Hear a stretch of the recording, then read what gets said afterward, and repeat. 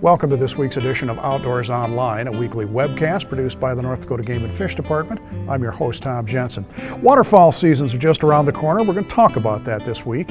My guest is Mike Szymanski. Mike is the head waterfowl biologist for Game and Fish. Mike, actually we've got one waterfowl season that's just closing.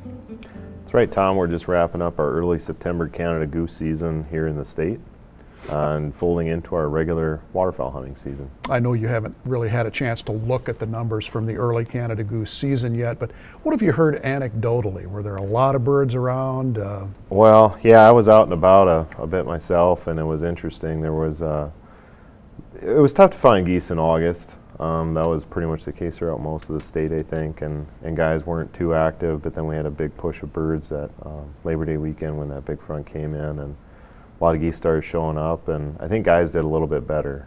Is the early season accomplishing what it was designed to do? Well, it's certainly adding on a lot of harvest that I don't think we would have had otherwise. I mean, we're getting an extra, 35 to 65,000 geese harvested during that combined August and September. Sure. One's part management take and part is hunting season, but we are getting some extra geese harvested as a result. Let's talk about duck numbers, Mike. In order to have good duck numbers year after year, you have to have good nesting habitat. How are we looking here in North Dakota? Yeah, ducks are kind of funny, as far as the way people think of them. A lot of folks think of them as being a wetland species, which of course they are, but when it comes to their nesting habitats, they do need to have good perennial upland grass cover to be able to successfully pull off nests. I mean, they can try to nest just about anywhere, but where they actually are successful is where the rubber meets the road.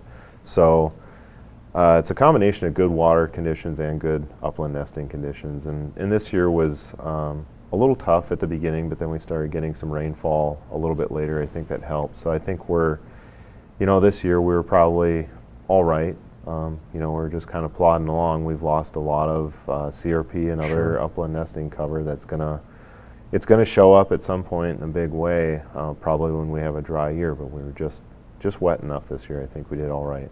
How are we looking in the second part of the equation? You mentioned water conditions. Water conditions, going into the hunting season now, we're gonna have a better handle of that as we finish our fall wetland survey, which we're just getting done right now.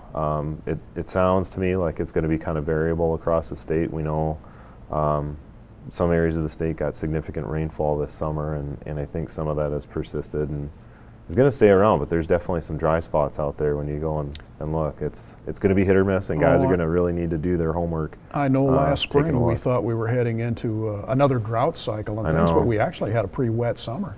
Yeah, a lot of the state was fairly wet this summer.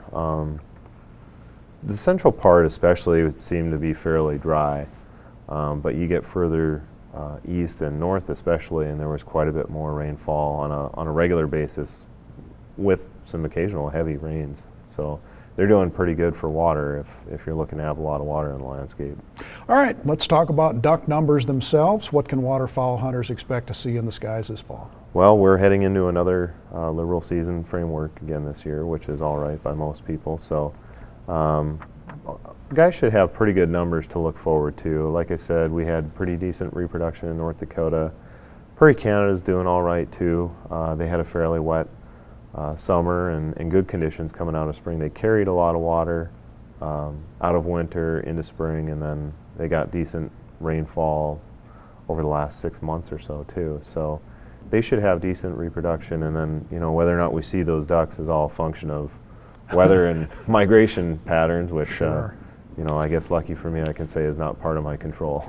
Yeah, I know avid waterfowl hunters are always curious about the conditions up in Canada, Saskatchewan, Manitoba, even Alberta. A lot of the speckled bellies come down in that area. And you mentioned the water conditions have been good. The crop, I would guess, is coming down. Things look good at our neighbor to the north. Yeah, I mean they've got especially west central Saskatchewan's been fairly wet, so they'll be probably staging a lot of birds in that area.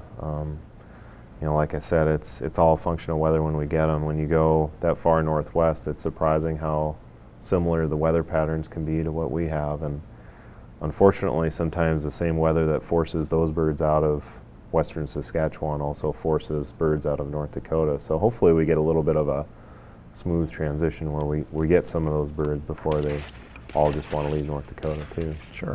Our rules and regulations are pretty much predicated by the U.S. Fish and Wildlife Service, of course.